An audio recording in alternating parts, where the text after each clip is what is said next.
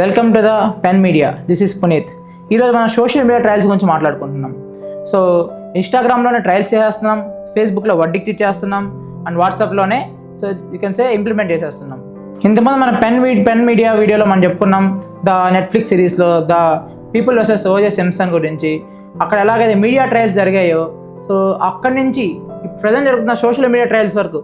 రీసెంట్గా మీరు కేరళ ఇష్యూ తీసుకున్నప్పుడు ఒక ఉమెన్ సో తనని అబ్యూస్ చేశారని చెప్పి ఒక పర్సన్ మీద ఒక వీడియో చేసి ఇన్స్టాగ్రామ్లో పోస్ట్ చేసింది. అది వైరల్ అయింది. సో అవుట్పుట్ ఏంటంటే ఆ పర్సన్ హ్యాంగ్ చేసుకొని చనిపోయారు. So reason, so he judgement లేదు, సో కోర్ట్ వర్డిక్ట్ లేదు, ఏమీ లేకుండానే అతన్ని సోషల్ మీడియా అందరూ డిసైడ్ చేసేసారు సో అతను కల్ప్రిట్ అని. సో ఫ్యాక్ట్ చెక్ చేసుకోకుండా మెసేజెస్ ఫార్వర్డ్ చేసేయడం వల్ల, ఆ పోస్ట్ చేసేయడం వల్ల సో ఎన్నో లైఫ్స్ లాస్ట్ అయిపోయాయి. జార్ఖండ్లో కావచ్చు, కర్ణాటకలో కావచ్చు, ఎన్ని రీజన్స్లో కూడా ఎన్నో మెంటల్ ఇల్నెస్ ఉన్న పేషెంట్స్ కానీ, పీపుల్ ఉన్నా కానీ, మైగ్రేటెడ్ లేబర్స్ కానీ తిరుగుతున్నప్పుడు, రోమింగ్ అవుతున్నప్పుడు వాళ్ళ మీద ఒక పుకార్ లాంటివి పుట్టించి పిల్లల్ని ఎత్తుకెళ్ళిపోతారని చెప్పి వాళ్ళని మాబ్ లించింగ్లో చంపారు. ఇలాంటి ఇన్సిడెంట్స్ ఎన్నో జరిగాయి. సో ఇంక మరెన్నో జరుగుతూ ఉన్నాయి. సో ఇలాంటి జరుగుతున్నప్పుడు మనము ఏం చేయాలి అసలుకి?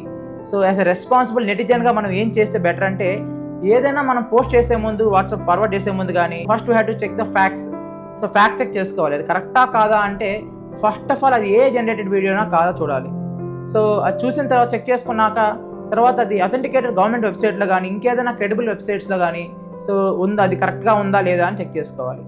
అప్పుడు దాన్ని బేస్ చేసుకున్నాక మనం తర్వాత దాన్ని షేర్ చేస్తే యాజ్ ఎ రెస్పాన్సిబుల్ నెటిజన్గా మనం బిహేవ్ చేయవచ్చు. మరెన్నో కొత్త యాప్స్ లైక్ ఏ యూస్ చేసి ఇలాంటి లైవ్ యాప్స్ కానీ, ఫేక్ వీడియోస్ కానీ ఏమున్నా వాటిని డిటెక్ట్ చేసి సో చెప్పే టెక్నాలజీ వస్తుందని మనం కోరుకున్నాం.